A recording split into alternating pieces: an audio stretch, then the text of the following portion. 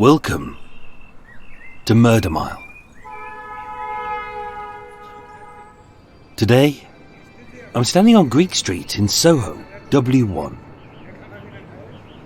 A few doors south of the disgruntled dishwasher who shot his fiery chef dead. A few doors northeast of the shooting at the Golden Goose Arcade. And just a few doors north of the brutal street attack by two good Samaritans. Coming soon to Murder Mile. At 55 Greek Street, currently stands a 4-story terrace built in the 1980s, as the original building was destroyed during the Blitz. With offices above and a cafe on the ground floor, a smattering of outside seats are often occupied by fed-up couples sitting in silence, scowling like bulldogs with piles, as they dream of this half-wit that they once loved, choking on a shortbread or being scolded by a cappuccino. This is why all-you-can-eat buffets are so popular amongst couples, as unwilling to do time for each other's murder. Ladles of fatty food piled high means less reason to talk, but also a much crueler death. Back in 1883, on the 3rd floor, in a front room at 55 Greek Street, lived saddle maker William Crees and his new bride of just 2 weeks, Eliza. Technically, this was their honeymoon. A twee period where most couples kiss, cuddle, and say I love you. But with a very common illness plaguing his insides. Something nasty, which had festered and lain dormant for possibly decades, would soon arise. My name is Michael. I'm your tour guide, and this is Murder Mile. Episode 217, Eliza Crees and the Honeymoon from Hell.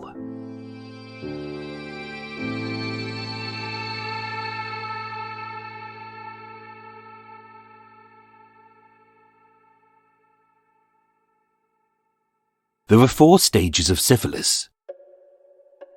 Primary, which lasts 6 to 8 weeks, beginning with painless sores at the point where the bacteria entered the body, before this canker erodes into a painless grey ulcer. Many don't know that they have syphilis, as with the sores not bleeding nor irritable, no one thinks to check. In the Victorian era, these sores, also known as cankers, were often burned off with acid or treated with mercury.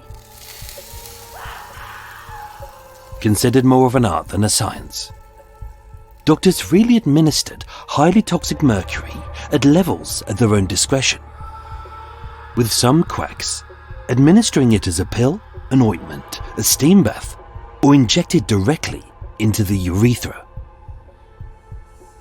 This treatment was often more deadly than the disease itself. Even with treatment to cauterize the sores, the second stage of syphilis usually occurs 10 weeks after the initial infection, appearing as painless rashes where the grey-healed sores now sit. But yet again, as they don't itch, no one thinks to check. And as the bacteria begins to infect the rest of the body, other more obvious symptoms develop, like fever, swollen glands, headaches, fatigue, weight loss and hair loss, as well as muscle and bone ache.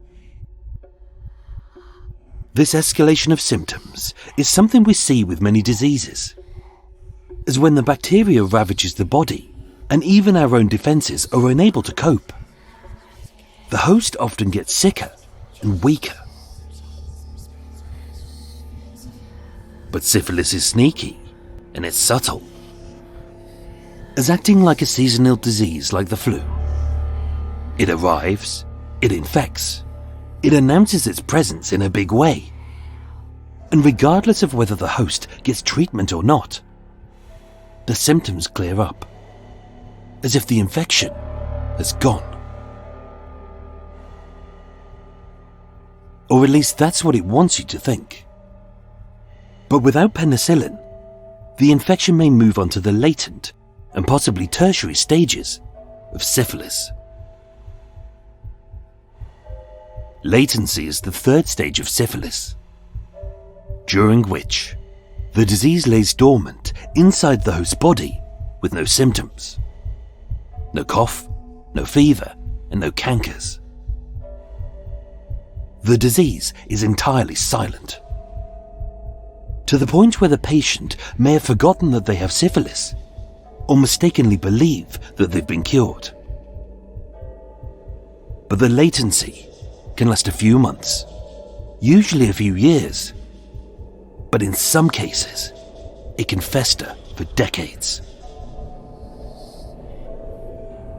Without treatment, up to 40% of those infected develop the final stage, tertiary syphilis.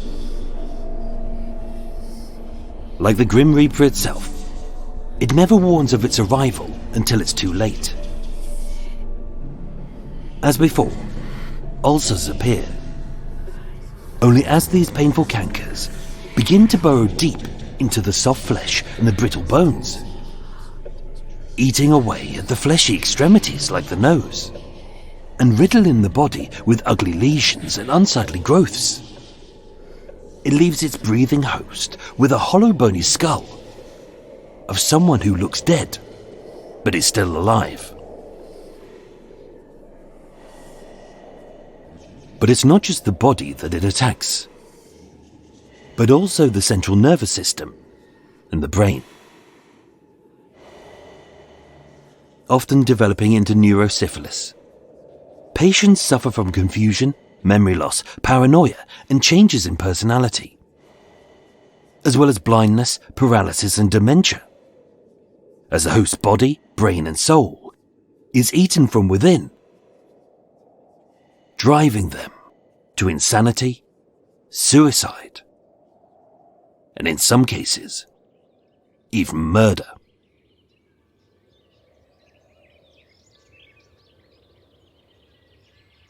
It was uncertain when William Crees contracted syphilis. William Selleck Crees was born in 1845 in Blandford, Dorset, on the southwest coast of England. As the son of a Navy excise officer, they moved to be near the shipyards. And as a solid, hard-working family, every one of his siblings earned an honest wage as a clockmaker, a seamstress, or a glove maker.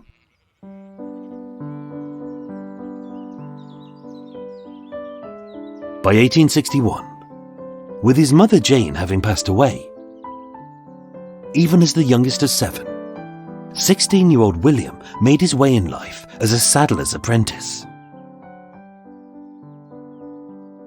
Over the next 10 years, it's uncertain what he did, as although some reports incorrectly state that he joined the Navy, possibly as a lazy way to suggest how he contracted syphilis, he actually remained in Devon.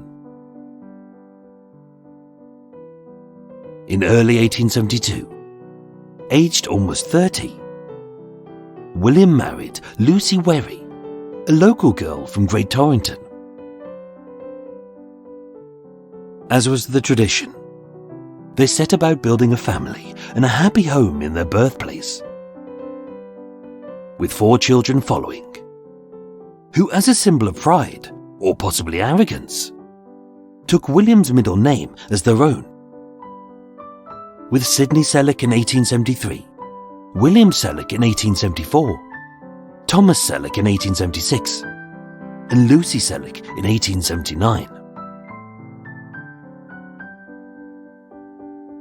This should have been the epitome of a good life. A loving wife and 4 healthy children, and living in a little cottage at 11 Castle Street in Great Torrington, with enough money brought in by William, whose skill as a saddler meant they were never without.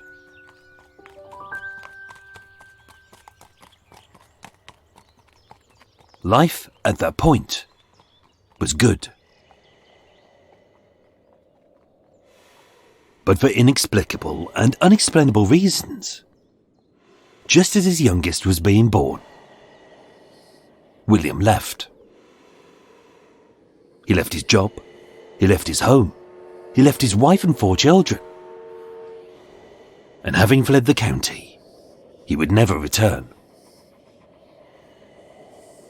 Like the selfish shit that he truly was, he wouldn't provide them with a single penny to aid their upbringing. He just kept moving, so they couldn't track his whereabouts. And as he refused to divorce Lucy, this single mother was left without any hope of ever finding a legitimate father for her children.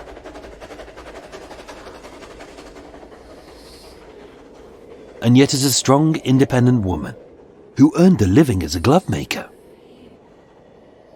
without William in her life, she made a good life for herself, her children, and in 1911, she was technically listed as a widow.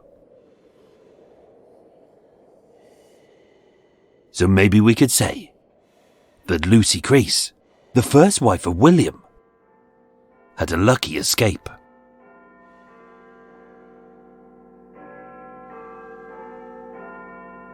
By April 1880, William had moved to Kingston upon Thames in southwest London. Having found work as a saddle maker to Mr. Webster, before his youngest was even 1 year old, he had already bigamously married a local girl called Harriet Potter, and the two had begun a new life together.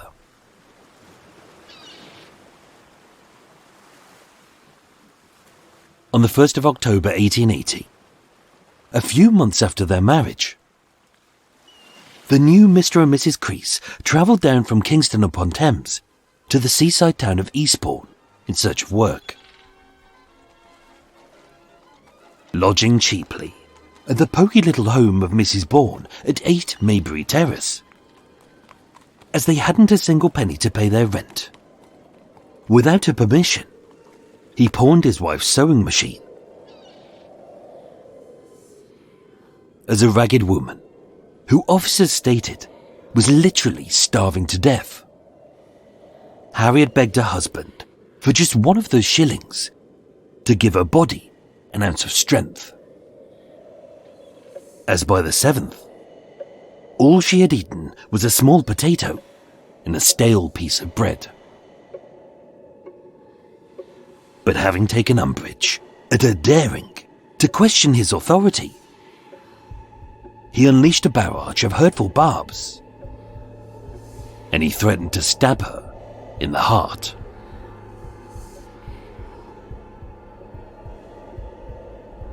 In the front room of 8 Maybury Terrace, Harriet sat with P.C. James Gambrill giving a statement, as Mrs. Bourne, the landlady, looked on. The house was quiet until at 4:15 p.m. the doorbell rang. Mrs. Bourne answered it, and in the hallway, high words and a brief scuffle were heard. As William stormed in, his eyes fixed on his cowering wife, as his snarling mouth fired a furious torrent of rage in her direction. Constable Gambrill would state, "He didn't say a word to me. Not one. Suddenly, without the slightest provocation, he brandished a butcher's knife and stabbed me in the neck." But dodging the blow, and with the blade embedding into this copper's stiff leather collar, although it was stated an inch higher and the officer's head would have been severed, the tip barely left a puncture mark in his neck. With the officer briefly startled, William tried to stab as he had promised, Harriet in the heart. And although weak with hunger, as she dodged his blade and fled the house, before he could strike again, the constable swung the heavy cast iron handcuffs at William's wrist, causing him to drop the knife. Bundled onto the floor by 3 passing constables who Harriet had fetched, William was arrested. Seen as a premeditated attack, as he had purchased the butcher's knife that day using the money he had made from his wife's pawned possessions, he was swiftly charged with 2 counts of attempted murder.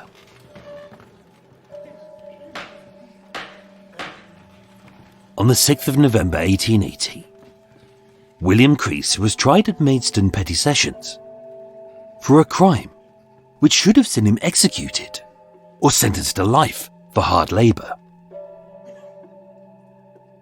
But with Mrs. Bourne, the landlady, being too ill to attend and unable to prove her illness, on a technicality, William was found not guilty of attempted murder, but guilty of theft and dishonesty.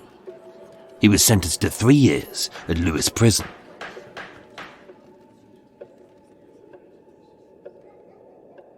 So maybe we could say that, just like Lucy, Harriet Crees, the second wife of William, had a lucky escape. Only that luck would run out for his third wife.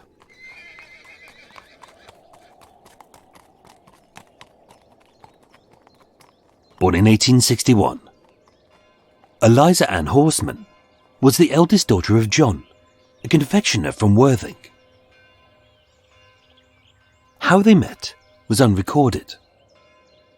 But living in an era where an unmarried woman was frowned upon, Eliza's options were limited.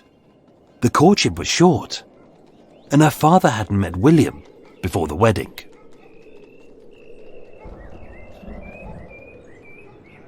On the 22nd of October 1883, William Crees and Eliza Horsman moved into the front third-floor room at 55 Greek Street in Soho. A small, squalid, sparsely furnished room with a box bed and a horsehair mattress, a washstand, a wooden table with 2 chairs, and a fireplace. As one of the cheapest hovels in this decrepit sea of vice, voices of disquiet echoed up its rickety stairs as a chilly wind blew through the broken window. Only William hadn't come here for work. In fact, he hadn't done a solid day's work in years. And having pawned off most of what they owned to pay the rent, he spent most of his days lost in thought. William chose Soho for one reason, as describing his head as affected. Although there's no record of William being afflicted by such tertiary stage deformities as sunken eyes, festering sores, and a hole in his face as if his nose had been eaten whole. Possibly as these deformities were so commonplace. William was a frequent patient at 2 psychiatric hospitals, the Westminster and Charing Cross.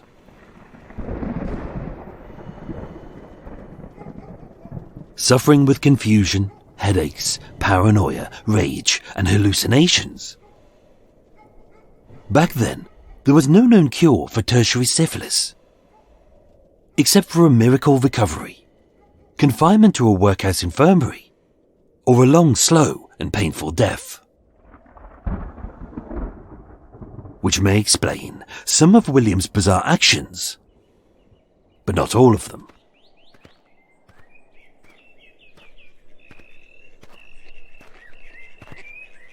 On the evening of Thursday the 29th of October 1883, William and Eliza attended the Promenade Concerts, a series of classical concerts in London's royal parks. where the public could stand or stroll, whilst taking a picnic and listening to the William Tell Overture by Rossini, Largo by Handel, or Don Carlos by Verdi. It should have been a romantic day for this unwed twosome, as William proposed to Eliza. But with this special moment having descended into ranting over the simplest of things, their love was hurt. So it's odd that alongside their escalating fights, with no money and no prospects, that William and Eliza wrote a letter to her father announcing their impending marriage just 5 days before the wedding. A speed which suggests either coercion, a legal necessity, or maybe a moral obligation if Eliza was pregnant.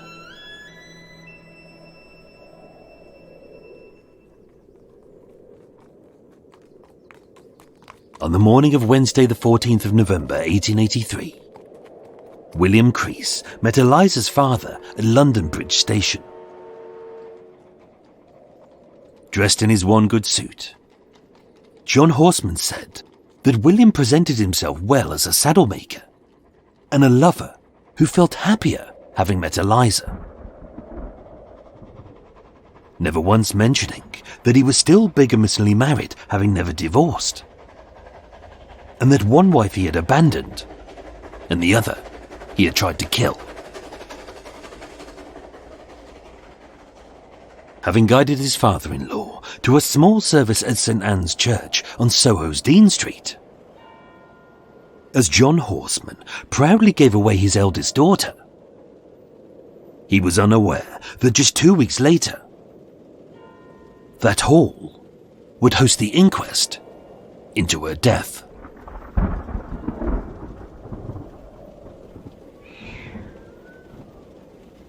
The morning of Friday the 30th of November 1883 began as moody and brooding as a bruised winter sky. Although still on their honeymoon, which they spent in their squalid lodging, being married for 2 weeks, lodgers for 5, and a couple for just 2 months, this day began as they all did, with a quarrel. Their fight was over the wedding ring itself. Maybe he planned to pawn it. Maybe this band was only made of brass. Or maybe, through the murmurings of 2 former wives with a warning to share, word had got out that this marriage was null and void.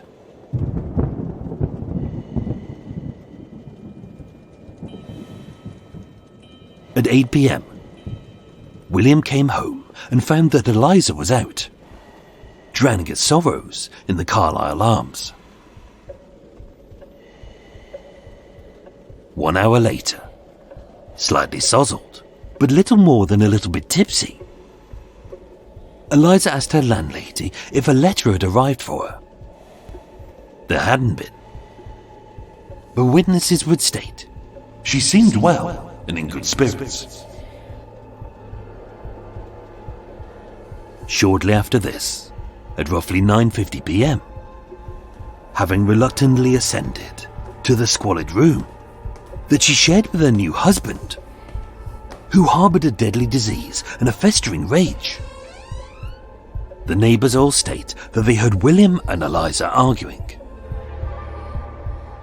Only this didn't cause them any concern, as their fights were so often. Louisa Brigner, a lodger in the back room of the top floor, stated, "The fight lasted about 10 minutes. I went down to tell the landlady.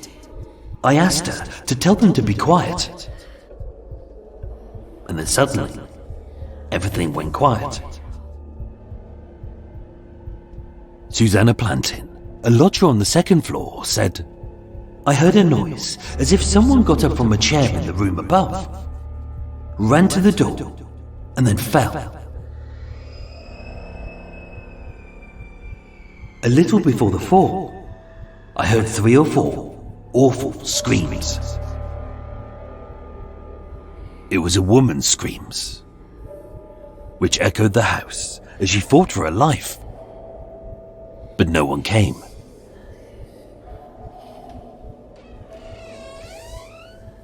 Moments later, William left 55 Greig Street, taking the key and never to return.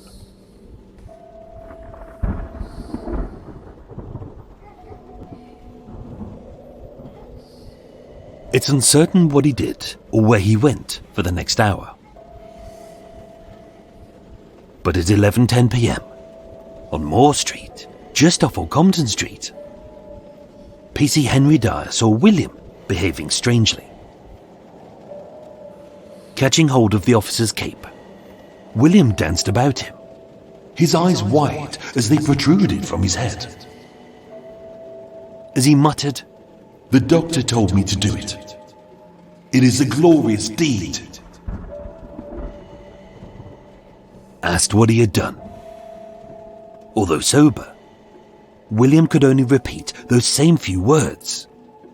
"The doctor told me to do it." But looking down and seeing that this man's clenched fists and tatty clothes were sopping with slowly congealing blood, as he hadn't any obvious injuries of his own, PC Dyer arrested him on the charge of being a lunatic at large. And this strange and peculiar man was held at Vine Street Police Station.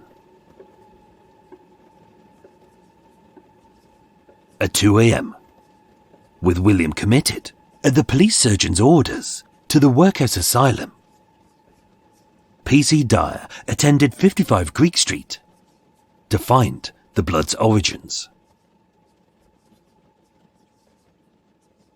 Inside, tenants spoke of shouting, of screams, and then silence.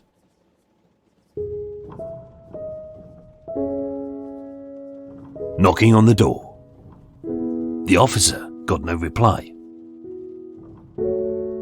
Trying the handle, although the key was missing, the door was not locked. But as he opened it wide, instantly he was aware of what he was witnessing. There was no disarray in the room, suggesting there was no struggle. By the fireplace was a chair, on which a poker, a brass candlestick, and a knife had been placed. And although the candlestick was untouched, the knife was thick with still sticky blood, and the heavy cast iron poker was badly bent. Found lying on the hard wooden floor before the door, although she was cool to the touch, PC Dyer sent for Dr. Farquhar Matheson of 11 Soho Square, who determined her life as extinct. Fully dressed and lying straight with her hands over her breast, it looked as if Eliza had been posed to be placed in a coffin, and yet her death may not have been obvious had it not been for the blood. Lying with a deep red halo about her head, Dr. Matheson would state, She had been stunned fast. as with 2 hard blows, William had struck her over the back of the head, smashing her skull into sharp shards of jagged bone, which embedded into the soft spongy matter of her brain.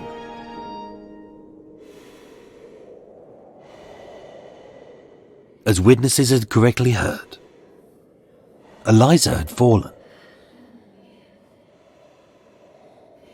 But with her barely conscious and yet still alive, with the knife, William slashed a great gash across her throat, tearing at all the structures from the skin to the spine, as the blade severed her muscles, her windpipe, her jugular vein, and her carotid artery. It was this wound which would take her life. Only he had not finished his frenzy. With a knife, he stabbed her 3 times in the side, piercing her lung, kidney and heart. To her left arm, a hard blow had fractured the bone.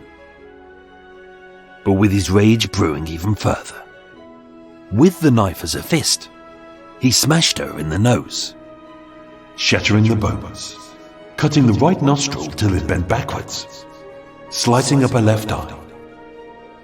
And with repeated blows, he broke almost every bone in her face, as if to destroy it forever.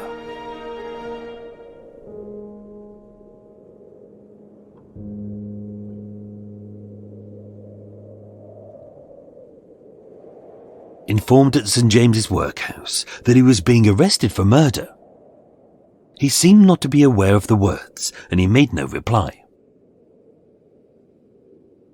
Examined by Dr. John Kemp, seeing that his eyes didn't constrict when exposed to the light, which they should do, the divisional police surgeon deduced that William was suffering from Argyll Robertson pupils, a known symptom of neurosyphilis, and one of the latter stages of tertiary syphilis.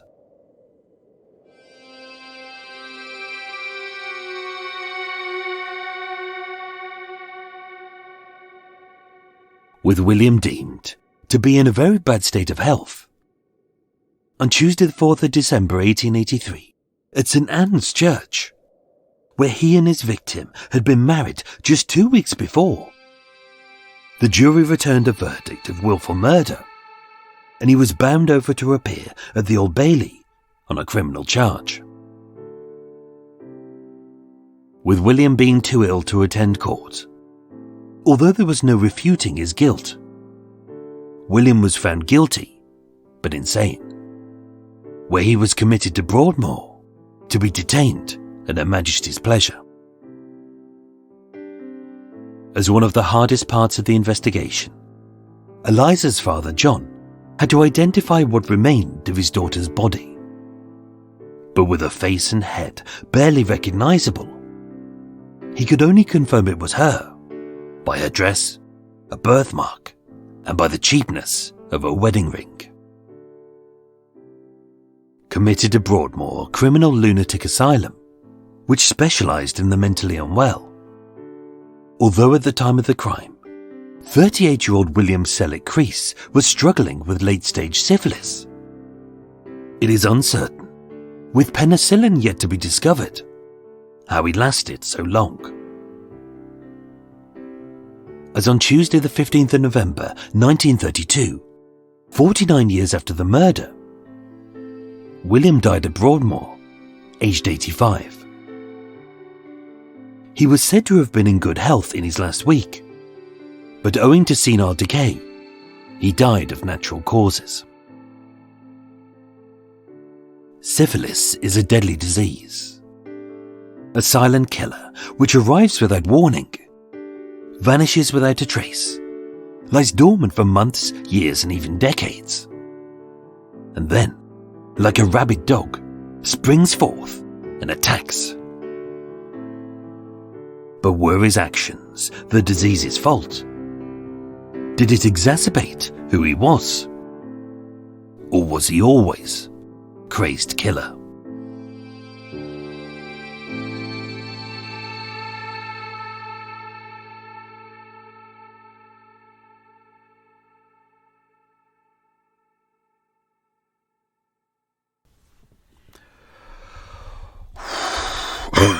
Wow! How long did that take? Longer than normal, but then again, I expected it to be a lot longer. Cool, lummy, longer episode. Whoa, blimey. Because it's, what time is it? It's about 6:30 in the evening, yeah. I just finished editing 216, and I thought, I've got enough time. I'm gonna do the record for 217, only because it's evening. It's evening and the birds are going to bed and no one's really on the towpath. there's only been like about 1 or 2 aircraft above, so I haven't been swearing that much. I haven't told CEOs in their little pathetic aircraft that I'm going to kill them. So so someone might live today. I'm just going to have a swig of my Diet Coke. Oh, as I was going into the coffee shop, the bakery was still open and they're just down to the dregs of the cakes, but there was enough left, so I bought a school cake, sponge with icing with hundreds of thousands on top, and then two Bakewell tarts. Yummy. So I'm looking forward to those. I'm going to have those very shortly. Get in my belly, get in my belly. Can't wait for that. It's going to be good. So yeah, cake excitement. I'm not going to have a cup of tea because it's too late for, I think I said this last week, too late for caffeine, but I'm drinking a Diet Coke. What an idiot. What an absolute turd head. Anyway.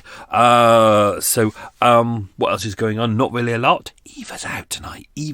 She's always out every night. Eva's out tonight, and she hasn't left. What I can see, she hasn't left any little spy cameras here to keep an eye on me. She likes to keep an eye on me. She's a very jealous woman. And she keeps tabs on me. So I've downloaded the new series starring Professor Alice Roberts. Oh, dear. Looking forward to that. So I can do that because Eva's out. Eva gets very jealous. She watches what I watch on telly and then she gets upset if there's any nice ladies on there. Professor Alice Roberts. Oh, dear. Blimey. Anyway, so that's my treat for tonight. I'm going to watch it with a new series. Very nice. So let's dive into some quiz questions and then we'll do some extra stuff that may not make it into the episode because it's a slightly... that was lovely, wasn't it? We're doing an episode on syphilis. We should really have done an episode on bronchitis. There we go. Almost repaired. Can make it up hills now. Apparently the cough is going to linger for a little bit longer, but that's to be expected. But apart from that, no more mucus. Yes, no more green mucus. No more... I filled 2 bin bags full of tissues and mucus. Honestly, it was like being a teenage boy again. Only the mucus didn't smell as pungent. But that's giving away too much there. Nice to know. It's weird when you think that your lungs are full of air so you can breathe, but then you spend all your time coughing up this horrible mucus. And given how much I was producing, I just kept thinking, where is there space for air? There clearly wasn't a lot of space for air, which is why I was struggling.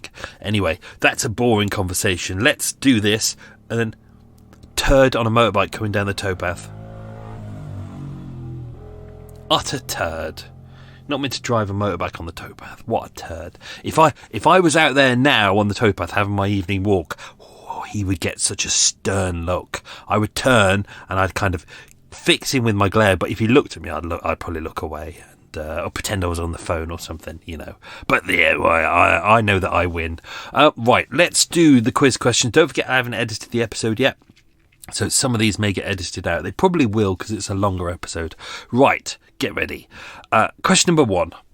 What are the 4 stages of syphilis? The first 2 are easy. Question number 2.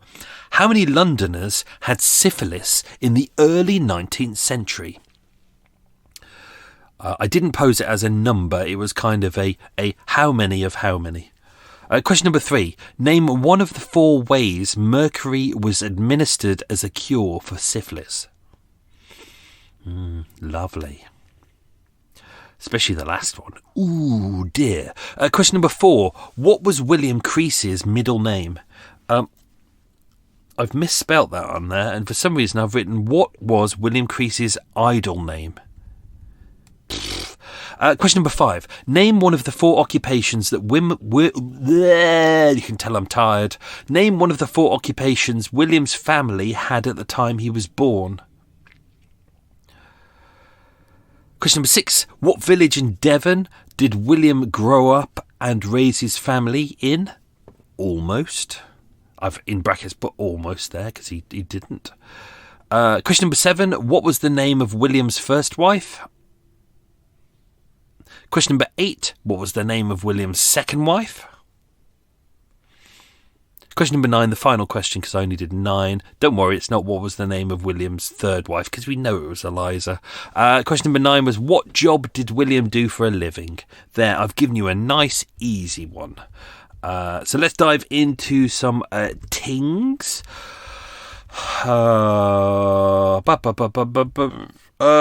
Burpees then. William originally kind of growing up in and around Lyme Regis on the southeast coast of Dorset, but because of his dad's job, they had to move to a part on the north side of Dorset. Let's not do any of that because it gives away a lot of the questions. Let me just get through that. I can't do that because it's William's job. Oh, Michael, what have you done? First marriage. So first marriage 2, can't say that because that's his wife's name and that's a quiz question. We know that she was born in the autumn months of 1852. She was around 20 years old at the time. He was around 30. She originated from the same area as well. They had a series of children, Sydney, William, Thomas and Lucy, all with his middle name as their middle name as well, which is a bit arrogant. They lived with her mum, Mary. She was widowed at the time. And then he just seems to up. He just ups and buggers off. We don't know why. There was something that I took out of the episode. It kind of didn't make sense. I was going to put it in there, but this was in the North Devon Journal on the 20th of April, 1846. James Barrow charged with assaulting William Crees, is the right William Crees, on the 4th instant. The complainant stated that on the 4th instant he was fishing near Rotherham Bridge in Great Torrington, which is still there today, when the defendant asked what he had caught, a salmon. An altercation took place. William threw a rock at James. The charge was dismissed. So he even at that age, he's clearly still got a lot of anger in him. There's a lot going on. So really, we don't know where William got his syphilis from, if indeed he did have syphilis. This is the problem, is because we don't have any pictures of William, therefore we can't physically see the symptoms of William, and in none of the reports there is, because that final report states that he has a symptom which is determined to be it was Argyll Robertson pupils, which means when the light is shined into your eyes, obviously your eyes should the pupils should go smaller because it doesn't want to let in as much light, but his don't react to the light, which is a symptom of neurosyphilis. So they were saying at that point that it's most likely that he had syphilis, and when you look at his back history, it's most likely he has syphilis, but in none of the reports do they say that he had any physical deformities from syphilis. So therefore, as in the episode, I've put that it may be that the reason why they don't state he has his nose is all caved in and all the horrible things that you'd expect, because let's not forget, if a high percentage of people in that era have syphilis, it's most likely that this was very normal. Originally, there was a whole section I was going to put in here about the normality of syphilis. So in and around this era, there was a club called the No Nose Club. So because when you've got the latter stage of syphilis, what it tends to do, as mentioned in the episode, it eats into your skin, it eats into your bones, it makes lesions. And if you type in Victorian pictures syphilis, there's some really horrible ones where people have no noses. It's like part of their face has been eaten away. People started making artificial noses for them to wear. Obviously, they didn't have anything that looked like rubber or anything that we would probably use today to kind of as an artificial nose. So they were made out of metal. So people would have metal noses attached around their ears, like glasses, or attached around the back of the head. And then there'd be these no nose clubs where people who have late stage syphilis could turn up, meet like-minded people, and sit there without being kind of persecuted and pointed at. So that kind of really shows how it was very a lot of people had it. I can't think what the word is. It was a very common thing around the time. So So therefore, it is likely that in this report, I think today we would probably say, "Oh, this man has late stage syphilis," and we would recount all the details. But in 1883, it's likely that it's just one of those things that wouldn't have cropped up in the court records. Although it does slightly at the end as kind of a potential alibi. Doesn't seem to last long with his wives. I can't remember how long he lasted with his previous wife. It wasn't long though, was it? When did they get married?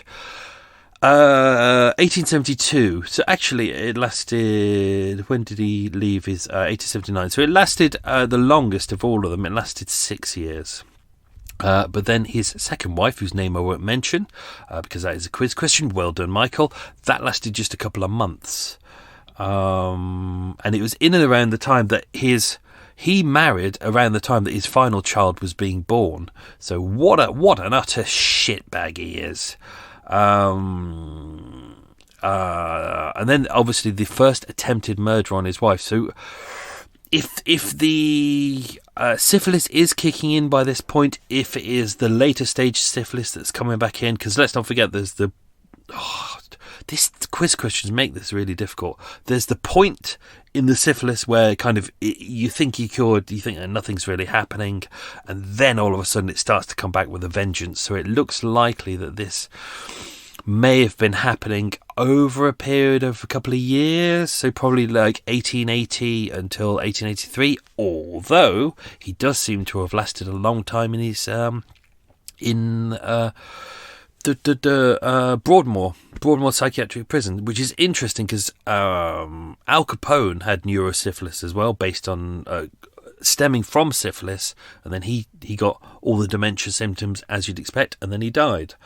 Whereas William Crees seemed to last an extra, I think it was 43 years. So we're not too sure why. It kind of, some people it goes into a second stage of kind of a disappearance. I think when I did the tour, I'd found a little bit of information that suggested that he may have contracted another disease.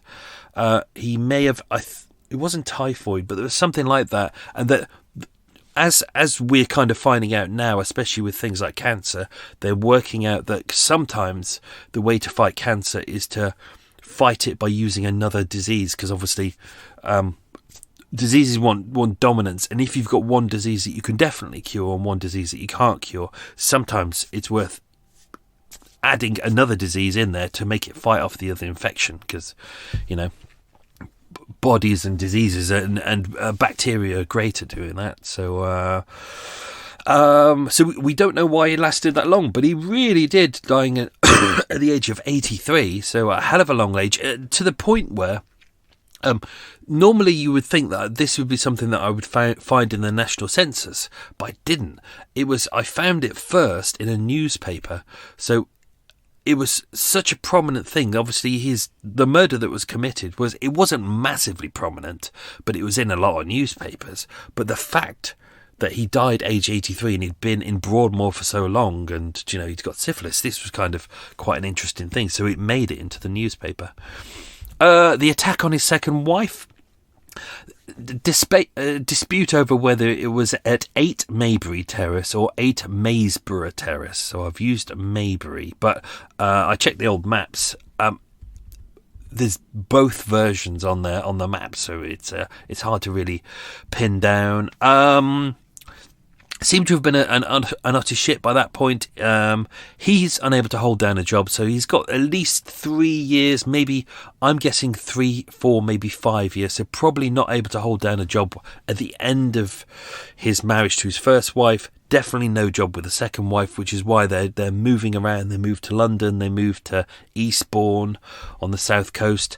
She's a seamstress, he's selling off her sewing machine, which is stupid because it's the only way that she can make money.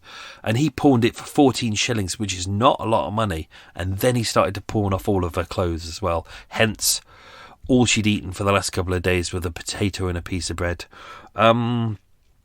obviously she did a very smart thing, and she got the police involved and was like, I need protection, I need to have him arrested, and the police were there. I won't go into the full details about the attack, because pretty much everything I put into the episode.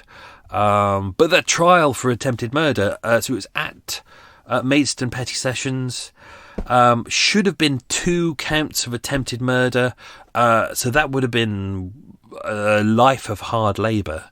He would have been put away for, well, I mean, we say life, obviously sometimes we mean 10, 15 years, but given the fact that he attacked a policeman, which, as we know, according to the law, is worse than attacking anyone else, still don't understand why that's there. A person is a person. Do you know, you a murder or attempt to murder someone, it shouldn't matter what they do, because do you know what will happen next? They'll go, oh no, it should be treason to murder a member of parliament. It's like, fuck them, member of parliament. You murder them, and then all the money that they've stolen falls out of their pockets. Utter shitbags. I'm sure some of them are nice, but not all of them. So with Mrs. Bourne, who was the landlady, she was too ill to attend. She was the only witness except for the policeman, PC Gambriel.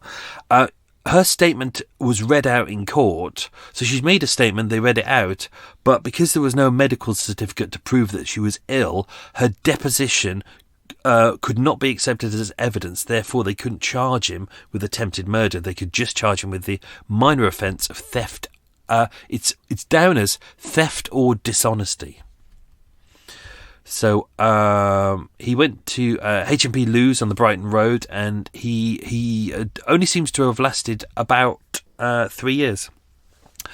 He was at Lewes Prison and St Mary's Westhout Prison in Lewes as well. And then he moves in with Eliza. We don't know how he met Eliza. We know that her father, John Horsman, was a confectioner / tobacconist at 79 Montague Street in Worthing. So because Worthing is kind of near Brighton and Eastbourne, it's kind of in that area on the south coast, it's likely that she may have met him there, and then they made the decision to go to London. So I think that's it. I think that's all the details. I think because everything else I've pretty much put into the episode. I think that's it. Well done, Michael. I think that's more than enough. Do you know why? It's because my brain is focused on Cake and Professor Alice Roberts. Two of the greatest things apart from Eva in the world. Cake and Professor Alice Roberts. I can't just call her Alice or Mrs. Roberts or Professor. I have to call her Professor Alice Roberts. She's worked hard. She deserves me to call her Professor Alice Roberts. Oh, boat mooring up. Or just coming past. There you go. Good timing for me. Otherwise, I'd have to stop recording at this point. If I was recording the regular episode, because of the noise, it rocks the boat a little bit. There you go, boat rocking. What a noise! Someone's got a horrible engine. That'll be a crappy wide beam that's mooring up. Yeah, boo, bugger off you. Right, time for cake, Michael. Time for cake. Cake o'clock. Oh, right, let's do the quiz questions. Question number 1. What were the 4 stages of syphilis? Primary, secondary, latency, and tertiary. There you go, exciting. Question number 2. How many Londoners had syphilis in the early 19th century? They said 1 in 5. Although I was trying to find a report I found recently, and I got the details and I put it somewhere, but I can't remember where I put it, and it was about how many girls aged 13 to 15 had syphilis, and it was ridiculous, the number of girls who, not blaming girls, but if you think about it, most likely many would have been put into prostitution or something like that, or being married off at an early age as well. So I can't remember what it was, but it was higher than much higher than 1 in 5. Question number 3. Name one of the 4 ways that mercury was administered as a cure for syphilis. As a pill, as an ointment, as a steam bath, or injected directly into the urethra. Nice. Question number 4. What was William Creese's middle name? It was Selleck. As in Tom Selleck. Maybe they're related. Question number 5. Name one of the 4 occupations William's family had when he was born. His dad was a Navy excise officer. The rest of his family, clockmaker, seamstress and glove maker. So, skilled and semi-skilled professions. So he came from not a bad family, to be honest. And given the fact that he was a saddle maker as well. Question number 6. What village in Devon did William grow up and raise his family in? Almost. It was Great Torrington. Question number 7. What was the name of William's first wife? It was Lucy Wherry. Question number 8. What was the name of William's second wife? Harriet Potter. And question number 9. What job did William do for a living? There you go. I just gave it away a second ago. Saddle maker. So you can have that one for free. There you go. Enjoy. Oh, that's me done. That was a long day. But worth it. So that's me done, folks. Is this the final one? This is the final one for this is the final one of my singles. So next week is a 3-parter. Something I'll be working on for ages. Very exciting. Looking forward to writing that one. Yeah, it's going to be good. So that's me done. Time for cake. Time for Professor Alice Roberts. Time for rice, fish and vegetables. Exciting. And then I will go to bed. And then Eva will come in. The boat will be rocking, and she'll probably demand that either I make her some food, clean up her sick, or have sex with her, because you know what she's like. Anyway, that's me done. Have yourself a good week, folks. Stay safe, be good, and lots of love. And thank you for listening to the show. It's very much appreciated. Best wishes. Don't get syphilis. Bye.